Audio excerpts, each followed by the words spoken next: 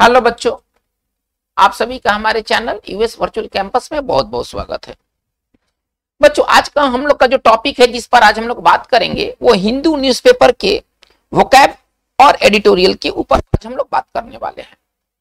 आज यानी कि 19 अप्रैल के हिंदू न्यूज़पेपर से जुड़े हुए तमाम वोकैब को देखेंगे जो कि आज के डेट में ये सारे वर्ड्स आए हुए हैं। ये सभी के सभी वर्ड्स जो है वो एग्जामिनेशन पॉइंट ऑफ व्यू से बहुत और बहुत उपयोगी है। ये सारे मतलब अपडेटेड वर्ड हैं। इसके अलावा हम लोग एक एडिटोरियल को भी देखेंगे जो कि वार ऑफ अट्राइशन पर आधारित होगा। तो चलिए समय को बिना खराब किए हम लोग अपने बिजनेस की ओर बढ़ते हैं। हम लोग का सबसे पहला जो पॉइंट होगा वो होगा वोकैब। देखिए, इन कंटेंशन फ्रंट पेज में ही एक फ्रेज इस्तेमाल, इन कंटेंशन। इन कंटेंशन का मतलब क्या होता है? अगर आप कंटेंशन में हैं तो आप दावेदारी में हैं। आउट ऑफ कंटेंशन है मतलब आप दावेदारी से बाहर हो गए हैं। तो चुनाव संबंधित न्यूज में एक जगह आया हुआ है इन कंटेंशन, मतलब कि दावेदार होना। अगर आप इन कंटेंशन में हैं यानी कि फाइट में बने हुए हैं। अगर आउट ऑफ कंटेंशन हो जाएंगे आप फाइट से बाहर हो जाएंगे। चलिए, एक वर्ड इसमें आया हुआ है टेम्पर। टेम्पर बहुत अच्छा वर्ड है और ये आज ही की नहीं, ये अक्सर ये आने वाला वर्ड है टेम्पर। टेम्पर का मतलब क्या होता है? किसी चीज के साथ छेड़छाड़ करना। जैसे कि इलेक्शन कमीशन ने सुप्रीम कोर्ट को कहा है कि ईवीएम में किसी तरह की छेड़छाड़ नहीं की जा सकती है। It is impossible to tamper with EVMs. ठीक है, तो अगर आप किसी चीज के साथ टैंपर करते हैं, आप उसमें छेड़खानी करते हैं, उसके साथ छेड़छाड़ करते हैं, तो चुनाव आयोग ने साफ कर दिया है कि ईवीएम के साथ छेड़छाड़ करना असंभव है। चलिए, इसमें एक वर्ड आया है फ्रंट पेज में, एक वर्ड है कॉन्स्पिरेसी। कॉन्स्पिरेसी एक आम तौर पर आने वाला वर्ड है। ये बहुत बार आपको देखने को मिलेगा और इसका मतलब होता है षड्यंत्र या साजिश। चलिए आगे देखते, ईव बहुत अच्छा वर्ड है ईव। देखिए, कुछ लोगों का ईव के प्रति एक गलत मतलब क्या कहते हैं, गलत अर्थ उनके दिमाग में है। ईव का मतलब क्या होता है? किसी खास दिन, किसी महत्वपूर्ण दिन के ठीक पहले का जो दिन होता है ना, वो ईव कहलाता है। ईव क्या होता है? किसी दिन के महत्वपूर्ण, किसी दिन के ठीक पहले वाला दिन को ना हम लोग ईव कहते हैं। कोई खास दिन के ठीक पहले वाले दिन को हम लोग ईव कहते हैं।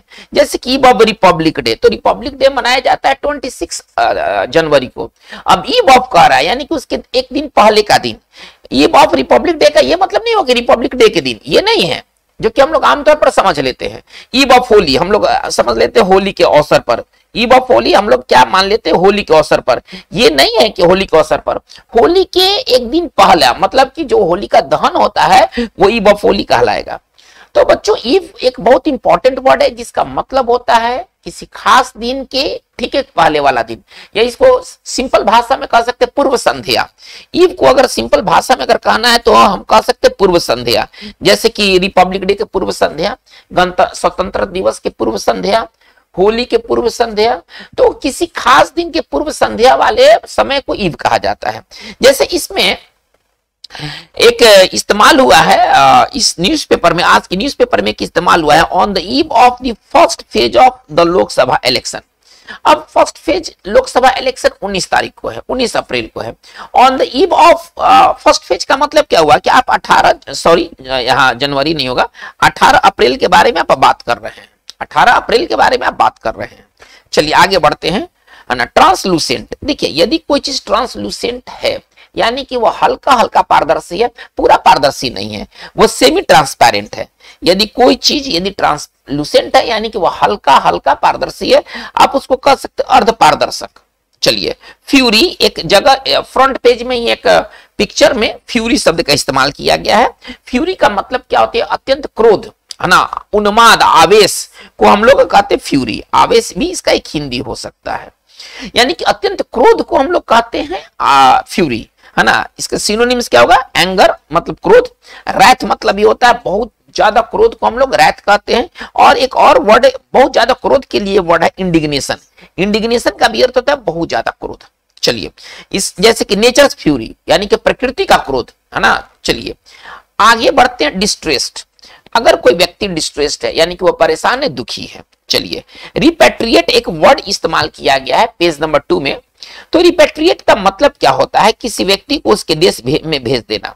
किसी व्यक्ति को उसके देश में भेज देना, ये रिपेट्रिएट कहलाता है। इसका एक सिनोनिम्स डिपोर्ट होगा। अगर आप किसी को डिपोर्ट करते हैं, आप उसको एक तरह से देश निकाला करते हैं, आप उसको एक तरह से उसके देश भेज देते हैं, आप ऐसा समझिए। तो रिपेट्रिएट एक बहुत अच्छा वर्ड है, इसका मतलब होता है किसी व्यक्ति को उसके देश में भेज देना।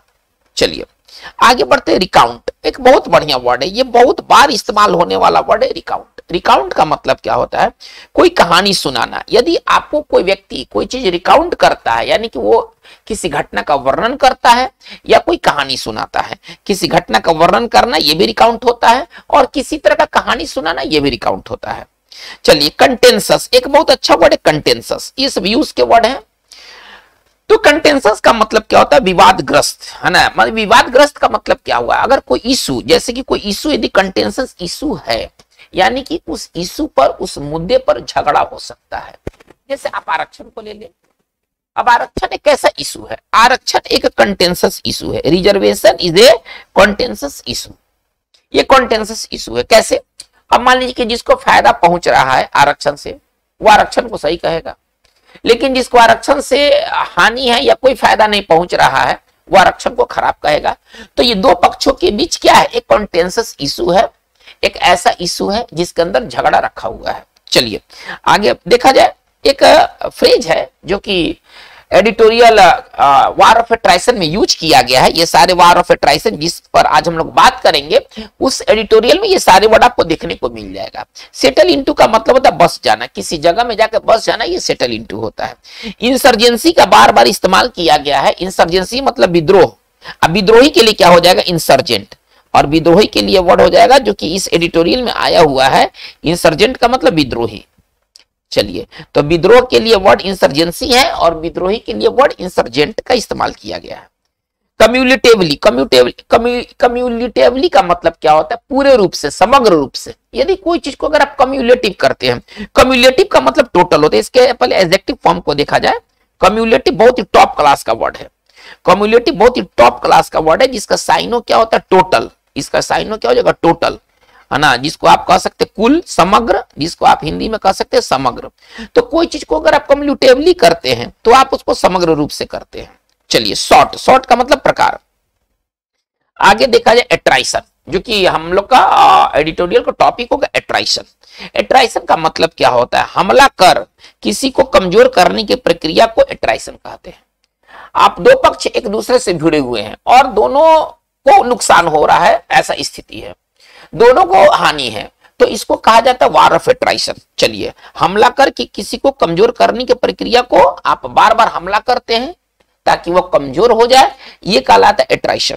चलिए, और ये किस रूप में इस्तेमाल होता है? War of attrition. इसका जो मेन यूज होता है वार ऑफ एट्राइसन के रूप में होता है। चलिए टैक, टैग क्या है? किसी चीज को करने अथवा प्राप्त करने का मार्ग या जो तरीका होता है ना, वो टैग कहलाता है। ठीक है, चलिए आगे बढ़ते हैं। डिसअरे, डिसअरे का मतलब क्या होता है? अगर कोई चीज डिसअरे अवस्था में है, यानी कि अव्यवस्थित अवस्था में है, यानी कि डिसअरे का अर्थ होता है अव्यवस्था। यदि कोई चीज यदि डिसअरे रूप में है, यानी कि वो अव्यवस्थित तरीके से है। अपैक, अनपैक, सॉरी एक वर्ड है अनपैक। अनपैक का मतलब क्या होता है? विश्लेषण करना। अगर आप किसी चीज को अनपैक करते हैं, आप उसका विश्लेषण करते हैं। सिनोनिम्स इसका हो जाएगा एनालाइज, है ना। सिनोनिम्स इसका हो जाएगा एनालाइज। अगर आप किसी चीज को अगर आप अनपैक करते हैं, इसका मतलब है कि आप उसका एनालिसिस करते हैं। अनपैक द क्वेश्चन, जैसे कि कहा गया अनपैक द क्वेश्चन, यानी कि प्रश्न का विश्लेषण किया जाए। चलिए एक वर्ड है प्रोस्पेक्टिव। प्रोस्पेक्टिव का मतलब होता है संभावित, जो भविष्य में हो सकता है। यदि कोई चीज प्रोस्पेक्टिव है, इसका मतलब है कि वो चीज अभी नहीं है लेकिन भविष्य में वो हो सकता है, वो प्रोस्पेक्टिव कहलाता है। चलिए इसके सिनोनिम्स क्या हो जाएंगे? लाइकली, संभावित। पोटेंशियल का भी मतलब होता है संभावित। पोटेंशियल को जब एडजेक्टिव के रूप में इस्तेमाल करते हैं तो इसका मतलब होता है संभावित। चलिए आगे बढ़ते हैं। हमारा एक बहुत बढ़िया वर्ड है परसिस्टेंट। यदि कोई चीज परसिस्टेंट है, यानी कि वो अभी लगातार बना हुआ है, हटा नहीं है। जैसे कि परसिस्टेंट हेडेक, यानी कि लगातार सिर दर्द को क्या कहेंगे? Persistent headache, persistent pain, persistent problem. लू आजकल लगातार चल रहे हैं, परसिस्टेंट हॉट वेव्स। तो इसका मतलब क्या हुआ कि अगर कोई चीज यदि परसिस्टेंट है, यानी कि वो लगातार बना हुआ है, वो खत्म नहीं हो रहा है, चिरस्थायी हो गया, जिद्दी हो गया, खत्म होने का नाम नहीं ले रहा है। सिनोनिम्स इसका क्या क्या होगा? कॉन्टिन्यूअस, ये तो आप जानते हैं लगातार के लिए। रिलेंटलेस, है ना। रिलेंटलेस का भी अर्थ होता है लगातार, जो थमे नहीं, जो थके नहीं। चलिए, परपेचुअल का भी अर्थ लगातार और इंसिस्टेंट का भी अर्थ लगातार। तो इनका जो नॉर्मल हिंदी होगा, ये चारों वर्ड का जो नॉर्मल हिंदी होगा वो होगा लगातार। चलिए आगे देखा जाए, एक वर्ड है मेडियोकर, बहुत बढ़िया वर्ड है मेडियोकर, ये टॉप क्लास का वर्ड है मेडियोकर।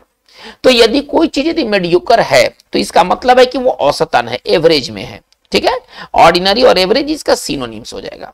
चलिए, परसू का मतलब क्या होता है? पाने की कोशिश करना। अगर आप कोई चीज को परसू करते हैं तो आप उसको पाने की कोशिश करते हैं। इसका सिनोनिम्स क्या हो जाएगा? स्ट्राइव और एस्पायर। स्ट्राइव के साथ प्रीपोजिशन 4 और एस्पायर के साथ प्रीपोजिशन 2 आते हैं। देखिए, एक वर्ड एलिट, इसको उसका उच्चारण कैसे करेंगे? इसका उच्चारण करेंगे एलिट। एलिट का मतलब होता है विशिष्ट वर्ग, कोई खास वर्ग, स्पेशल क्लास को ना हम लोग एलिट कहते हैं। इसका सिनोनिम्स क्या होगा? बेस्ट, पिक, क्रीम, है ना। क्रीम का मतलब बेस्ट, क्रीम का मतलब खाने वाले क्रीम नहीं, क्रीम का सिंपल अर्थ समझेंगे बेस्ट। जैसे क्रीम स्टूडेंट तो बेस्ट स्टूडेंट। चलिए, अनकन्वेंशनल का क्या मतलब होता है? यदि कोई चीज यदि अनकन्वेंशनल है तो वो लीक से हट करके है, वो गैर परंपरागत है, तो वो चीज अनकन्वेंशनल है। चलिए, वाइप आउट का मतलब क्या होता है? सफाया करना। अगर आप किसी को वाइप आउट करते हैं, आप उसका काम तमाम करते हैं। देखिए, इसमें एक वर्ड है डिसकंटेंटेड, है ना। एक इसमें वर्ड है डिसकंटेंटेड। तो कोई चीज यदि या कोई व्यक्ति, सॉरी चीज नहीं, यदि कोई व्यक्ति डिसकंटेंटेड है यानी कि वह संतुष्ट है, वह संतुष्ट है, जो कि इस एडिटोरियल में इस्तेमाल हुआ है। प्लॉय का मतलब क्या होता है? चाल या हथकंडा, है ना। कोई चाल या हथकंडा को हम लोग प्लॉय कहते हैं। प्लॉय का मतलब होता है चाल अथवा हथकंडा। चलिए, हिथरटू, हिथरटू का मतलब क्या होता है? अब तक, है ना। ये बहुत अच्छा एक एडवर्ब है और इसका मतलब होता है अब तक। हिथरटू का मतलब होता है अब तक। चलिए, इनएक्सेसिबल, इनएक्सेसिबल क्या होता है? यदि कोई जगह यदि इनएक्सेसिबल है, कोई मार्ग यदि आप इनएक्सेसिबल मार्ग है यानी कि वो दुर्गम क्षेत्र है, वो दुर्गम मार्ग है, जहां तक पहुंच पाना आसान नहीं हो, जहां पहुंचना कठिन हो, वो इनएक्सेसिबल कहलाता है। इसके लिए एक वर्ड हो जाएगा दुर्गम, एक वर्ड हो जाएगा दुर्गम। चलिए, निगेट, हमारा अगला जो वर्ड है वो निगेट है। निगेट का मतलब क्या होता है? निष्प्रभावी करना। अगर आप किसी चीज को निगेट करते हैं, आप उसके असर को खत्म कर देते हैं, ठीक है ना। अगर आप किसी चीज को अगर आप निगेट करते हैं, आप उसके असर को समाप्त कर देते हैं, खत्म कर देना है, ठीक है। चलिए, बैकफायर का क्या मतलब होता है? अगर आप कोई चीज को बैकफायर करते हैं यानी या कोई चीज बैकफायर हो जाता है, आप ऐसा समझे, यदि कोई चीज बैकफायर हो जाता है तो वो उल्टा पड़ जाता है। उल्टा पड़ना, किसी चीज का उल्टा पड़ना, ये बैकफायर है। और एक्सप्लॉइटिव का मतलब होता है शोषक। चलिए, हम लोग आगे बढ़ते हैं। एक बहुत बढ़िया वर्ड है जियोपैराडाइज। ये बहुत ही एग्जामिनेशन दृष्टिकोण से भी ये काफी इंपॉर्टेंट वर्ड है। जियोपैराडाइज का मतलब क्या होता है? खतरे में डाल देना। अगर आप किसी को जियोपैराडाइज करते हैं, आप उसको खतरे में डाल देते हैं, संकट में डाल देते हैं। चलिए, ओवरथ्रो, ओवरथ्रो का मतलब होता है तख्ता पलट। ओवरथ्रो का अर्थ होता है तख्ता पलट। चलिए, एनाक्रोनिस्टिक, देखिए, यदि कोई चीज यदि एनाक्रोनिस्टिक है तो वह काफी पुराना है, पुरातन है, काफी पुराना है। जैसे कि कोई पुरातन विचारधारा, तो उसके लिए एक वर्ड है एनाक्रोनिस्टिक आइडियोलॉजी, है ना। कोई पुरातन पुराने समय का विचारधारा है जो लोग अभी भी लेके चल रहे हैं, उसको वो त्यागना नहीं चाहते हैं, तो वो जो विचारधारा है एनाक्रोनिस्टिक आइडियोलॉजी कहलाएगा, ठीक है ना, पुरातन विचारधारा। बच्चों, अब हमारा जो एडिटोरियल का टॉपिक है वो वार ऑफ एट्रैक्शन है। चलिए, एक वर्ड को हम लोग समझेंगे, रीड करेंगे, समझने की कोशिश करेंगे। चलिए, आप मेरे साथ थोड़ा सा इसमें लगिए। करेंगे, for a long standing insurgency, लंबे समय से जो विद्रोह चलते आ रहा था। इंसर्जेंसी का मतलब विद्रोह, जो कि अभी अब बात हुआ भी है, ठीक है। चलिए, that peaked in the early to mid 2000s, ठीक है ना, जो कि शीर्ष पर था। ये जो इंसर्जेंसी था शीर्ष पर था, है ना, मतलब कि 2000 ईस्वी के शुरू से लेकर के मध्य तक। The war against Maoist has settle into some sort of pattern. जो युद्ध है, माओवादियों के खिलाफ जो युद्ध है, एक तरह के पैटर्न में बस गया है। सेटल इनटू मतलब बस जाना, जो कि हम लोगों ने बात किया है। एक तरह के माओवादियों के खिलाफ जो युद्ध है ना, एक उसका पैटर्न बन गया है। Recently the insurgents suffered a series of blows, यानी कि जो विद्रोही है उनको झटका लगा है। Suffered a series of blows, उनको है ना एक झटका लगा है from paramilitary and police forces, किससे? अर्धसैनिक बलों से और पुलिस बलों से उनको एक झटका लगा है। Which include the killing of at least 29 Maoist in Bastar region in Chhattisgarh on Tuesday, जिसमें कि मंगलवार को, है ना। 29 माओवादियों को, कम से कम 29 माओवादियों को मार दिया गया छत्तीसगढ़ के बस्तर क्षेत्र में। रीजन का मतलब क्षेत्र। चलिए आगे देखा जाए क्या है। Correct, limited to the jungle of central India. ये कहां तक सीमित है, ये जो माओवादी है कहां तक सीमित है, तो मध्य भारत के जो जंगली इलाके हैं, and in places of sparse tribal presence, और वहां पर ये मतलब हैं माओवादी वहां पर हैं जहां पर छिटपुट आपको आदिवासी जनसंख्या मिल जाएगा। स्पार्स का मतलब यहां पर आप समझिए छिटपुट, आप छिटपुट या विरल है ना, विरल, विरल समझ में नहीं आ रहा है तो आप छिटपुट समझिए, आप समझिए छिटपुट, ठीक है ना। तो in places of correct sparse tribal presence with weaker presence of the developmental and welfare state relative to the rest of the country, और वहां पर उनका बहुत ही कमजोर उपस्थिति है जहां पर विकास के कार्य हुए हैं और कल्याणकारी काम हुए हैं, है ना, relative to the rest of the country, बाकी देश के भाग के मुकाबले। करके the Maoist have been significantly, इसको एक साथ पढ़िएगा, है ना, significantly diminished as a political ideological force with few takers for their parties. चलिए करे क्या, the Maoist have been significantly diminished, ये काफी माओवादी जो है ना ये काफी मतलब घट गए एक तरह से। डिमिनिश का मतलब घट जाना, है ना, कम करने को ना डिमिनिश करते हैं। डिमिनिश का मतलब होता है यहाँ पर है घट जाना, यानी कि काफी अब छोटा हो गया। माओवादी का एक संख्या था, अब धीरे धीरे विकास के कार्यों के कारण, वेलफेयर कार्यों के कारण लोगों का अभी इधर झुकाव नहीं है, ठीक है। तो कह रहे क्या कि the Maoist have been significantly diminished, ये काफी है ना घट गए हैं as a political ideological force, एक पॉलिटिकल, एक राजनीतिक विचारधारा के तौर पर ये जो बल है, ये राजनीतिक विचारधारा के तौर पर ये काफी सीमित हो गए विथ फ्यू टेकर्स, है ना, फॉर देयर पार्टीज। अब इनके मतलब इनके पार्टीज में काफी कमी लोग आ गए हैं। The Communist Party of India, माओवादी, माओइस्ट, करेक्ट, आइडियोलॉजी और vision of an alternative state, और एक वैकल्पिक राज्य के एक वो क्या है, वो एक आइडियोलॉजी या विजन बनाते हैं। अल्टरनेटिव का मतलब वैकल्पिक। चलिए correct, what they have retained, retain यहां पर हाइफन नहीं होना चाहिए, what they have retained however is an ability to target security forces, लेकिन अभी भी वो किस चीज को रखते हैं, एक काबिलियत रखते हैं कि वो सिक्योरिटी फोर्स पर हमला कर सके, ठीक है ना। रिटेन का मतलब यहां रखना होगा, चलिए रिटेन का मतलब यहां रखना होगा, और एविडेंट का मतलब होता है स्पष्ट, ठीक है ना, एविडेंट का मतलब होता है स्पष्ट।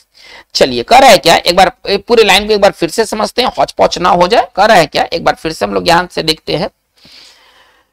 करे क्या, the Maoist have been significantly diminished as a political ideological force, एक पॉलिटिकल आइडियोलॉजिकल फोर्स के तौर पर जो माओवादी वो काफी सीमित हो गए, काफी छोटे हो गए हैं। चलिए with few takers for their parties, और उनके पार्टी के देख रेख के लिए, यानी उनके पार्टी में बहुत कम ही लोग, फ्यू टेकर्स है ना, बहुत कम ही लोग बच गए उनके पार्टी में।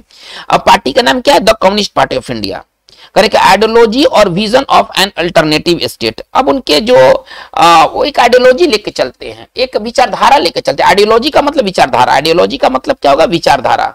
ये वर्ड बहुत इंपॉर्टेंट वर्ड है, आइडियोलॉजी का मतलब होता है विचारधारा। चलिए तो ideology of an alternative state. चलिए कह रहे हैं कि व्हाट दे हैव रिटेन्ड, लेकिन इतने डिमिनिश्ड फोर्स तो वो हो गए हैं, लेकिन वो अभी भी उनके पास क्या है, what they have retained however is an ability, अभी उनके पास योग्यता है टू टारगेट सिक्योरिटी फोर्सेस, कि वो सिक्योरिटी फोर्स को निशाना साध सके, है ना। Evident in the killing of 22 paramilitary personnel in April 2021, यह स्पष्ट है किस बात से, कि उन्होंने 22 जवानों को मारा था, है ना, अप्रैल 2021 में, एंड 10 जवान इन अप्रैल 2023, और अप्रैल 10 मतलब कि अप्रैल 2023 में इन्होंने 10 जवान को मारा था। तो अभी भी इनके पास क्या कहते हैं, दुश्मन को मारने का एबिलिटी है।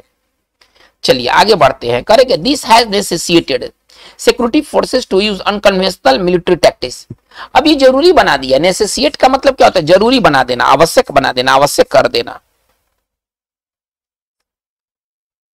आवश्यक कर देना, जरूरी बना देना। दिस हैज नेसेसिटेड, कि अभी भी इनमें एबिलिटी है ना, अपने एनिमी को टारगेट करने की एबिलिटी है। तो करेंगे this has necessitated security forces to use unconventional military tactics, इसने जरूरी बना दिया है कि मिलिट्री जो है वो एक अनकन्वेंशनल तरीका इस्तेमाल करे, है ना, एक लीक से हटकर के तरीका इस्तेमाल करे उनका जो युद्ध शैली हो, युद्ध से जो युद्ध करने का जो कला हो वो लीक से हट करके हो।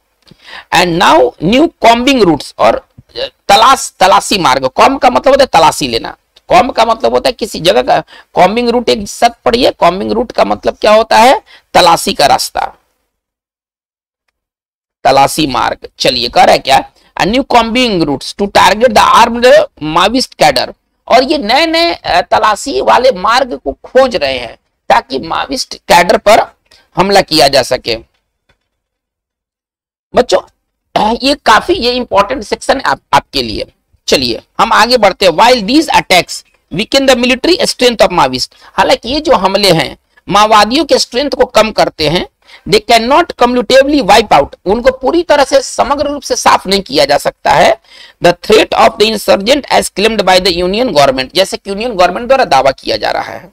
दिस इज बिकॉज, ऐसा इसलिए है, द माविस्ट आर इन डिफिकल्ट हिली ट्रेन, कि जो माविस्ट हैं वो एक कठिन पर्वतीय क्षेत्रों में रहते हैं, and have shown the ability to win over some discontented section of the tribals, और उन्होंने अभी भी उनमें काबिलियत है कि वो एक असंतुष्ट वर्ग, जो आदिवासियों का असंतुष्ट वर्ग को वो जीत सके। Who are affected by the civil war, जो कि सिविल वार से वो प्रभावित हैं। After 2 decades of fighting the Maoist, और माओवादियों से 20 वर्ष तक, 2 डिकेड का मतलब 20 वर्ष तक लड़ने के बाद, है ना, whose strength peaked after 2 prominent Naxalite parties merged into the CPI, है ना, whose strength, जिसका शक्ति बहुत पीक पर चला गया था जब 2 नक्सलाइट जो पार्टी थे मिल करके सीपीआई माविस्ट का निर्माण किया। The Indian state has long been realized, जो भारतीय राज्य है ना, ये लंबे समय से अनुभव कर रही है, the only way out is to take them on militarily, कि उनको सैनिक रूप से उनको हल किया जा सकता है। While winning over tribals through welfare measures, जबकि उन्होंने जो आदिवासियों को कैसे जीत रहे हैं, वो वेलफेयर मेजर से जीत रहे हैं, कल्याणकारी योजनाओं से जीत रहे हैं। इन द लेट 2000, है ना, मतलब कि उत्तरार्ध 2000 के उत्तरार्ध में, the use of ploy such as arming tribals to take on the Maoist through flood campaign, है ना, such as Salwa Judum backfired. चलिए 2000 के उत्तरार्ध में, है ना, ट्राइबल्स को आर्म्स दिया गया जिसको सलवा जुडूम कहा गया, लेकिन ये दाव उल्टे पड़ गया, ये दाव उल्टे पड़ गया, है ना। फ्लड का मतलब होता है दोषपूर्ण, फ्लड का मतलब होता है दोषपूर्ण। चलिए campaign such a Salwa Judum backfired later in a change of tack, फिर इन्होंने अपनी पद्धति बदला। The reach of the welfare state and the bureaucracy gradually expanded into hitherto inaccessible areas in central India. चलिए and help negate Maoist propaganda about the Indian state being exploitative. चलिए later in a change of tack, इन्होंने अपना पद्धति बदला। The reach of welfare state, जो कल्याणकारी राज्य की जो पहुंच थी, एंड द ब्यूरोक्रेसी, और मतलब ब्यूरोक्रेसी का मतलब नौकरशाही की, gradually expanded into hitherto inaccessible areas, वे दुर्गम क्षेत्रों में भी पहुंचे, सरकार और प्रशासन दुर्गम क्षेत्रों में भी पहुंचे, माना मध्य भारत के। And helped negate Maoist propaganda, और माओवादियों के जो प्रचार के प्रभाव को उन्होंने कम किया, निष्प्रभावी बनाया। अबाउट द इंडियन स्टेट, जो उनका प्रचार क्या था, माओइस्ट प्रोपेगेंडा का प्रचार क्या था, कि जो भारतीय राज्य है वो शोषक राज्य है। चलिए several tribal people tired of warfare and violence, अब बहुत सारे जो आदिवासी लोग भी हैं वो थक गए हैं, वार से वो थक गए हैं, है ना। चलिए refuse to support the Maoist, उन्होंने माओवादियों को समर्थन करने से इनकार कर दिया। Leading to desertion in their ranks, उनको वो छोड़ के चले गए in other states as well, दूसरे राज्य में भी जो माओवादी थे उनके साथ भी ऐसा ही हुआ, लोग उनको अब छोड़कर चले, इसलिए कि लोग थक गए हैं, लोग एक लंबे वारफेयर के कारण थक गए हैं। चलिए करें इन Chhattisgarh, however the constant warfare has helped the Maoist tap into some discontent। चलिए इन Chhattisgarh, however the constant warfare, वहां लगातार युद्ध चल रहा है ना, has helped the Maoist tap into some discontent, तो जो लगातार जो हिंसा वहां पर लगातार जो वार चल रहे हैं छत्तीसगढ़ में, तो वहां के लोगों में भी कुछ डिस्कॉन्टेंट है वार को लेकर के, और इसका फायदा उठा रही है माओवादी। चलिए civil society and peace activist have tried to initiate cease fire talks between the Maoist and the security forces, जो वहां की सिविल सोसाइटी है और जो पीस, जो शांति वाले जो सदस्य हैं, शांतिवादी जो सदस्य हैं, have tried to initiate cease fire, उन्होंने सीज फायर शुरू करने के लिए कोशिश किया, है ना, talks between Maoist and security forces और माओवादियों के बीच बातचीत चल सके। Beside asking the insurgents to use democratic means to take up tribal causes, जबकि उन्होंने जो क्या कहते हैं विद्रोहियों से ये बात कहा कि वो एक लोकतांत्रिक तरीका अपनाए आदिवासी मुद्दे को उठाने के लिए, मतलब हिंसा छोड़ दे। But the Maoist despite setback, लेकिन इस पराजय के बावजूद, सेटबैक का मतलब पराजय, लेकिन इस पराजय के बावजूद, है ना, सेटबैक का मतलब होता है पराजय के बावजूद, have refuse to give up on their, है ना, give up on their anachronistic ideology, लेकिन इसके बावजूद, पराजय के बावजूद जो माओवादी है अपने विचार पुरातन विचारधारा को छोड़ने के लिए तैयार नहीं है। देयर अनविलिंगनेस टू एक्सेप्ट, है ना, that the poor tribals whom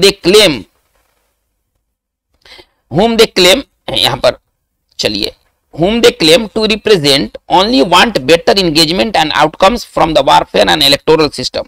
वो क्या चाहते हैं करके, देयर अनविलिंगनेस टू एक्सेप्ट, वे स्वीकार करने के प्रति अनिच्छुक है, दैट द पुअर ट्राइबल्स की जो गरीब जो आदिवासी हैं, whom they claim to represent, जिनका वे प्रतिनिधि होने का दावा करते हैं, only want better engagement and outcomes from welfare and electoral system, है ना, वो इस बात को मतलब एक्सेप्ट करने के लिए राजी नहीं है कि मतलब एक बेटर इलेक्टोरल सिस्टम और वेलफेयर के माध्यम से परिणाम निकल सकते हैं, and not a violent overthrow, और एक वो मतलब एक उग्र तख्ता पलट के द्वारा नहीं, दैट जियोपार्डाइजेस देयर लाइफ, जो उनके जीवन को खतरे में डाल देगा, has ensured that the war of attrition continues, और इस चीज ने तय कर दिया है कि वॉर ऑफ अट्राइशन जारी रहेगा। तो बच्चों आज की वीडियो सेशन में ये एडिटोरियल वॉर ऑफ अट्राइशन कंप्लीट हुआ। अगर आप नए हैं आप इस चैनल को जरूर सब्सक्राइब कर लें, और अगर आपको ये वीडियो पसंद आया हो तो आप इसे लाइक करें, कमेंट करें। आज की बात बस इतना ही। Thank you very much.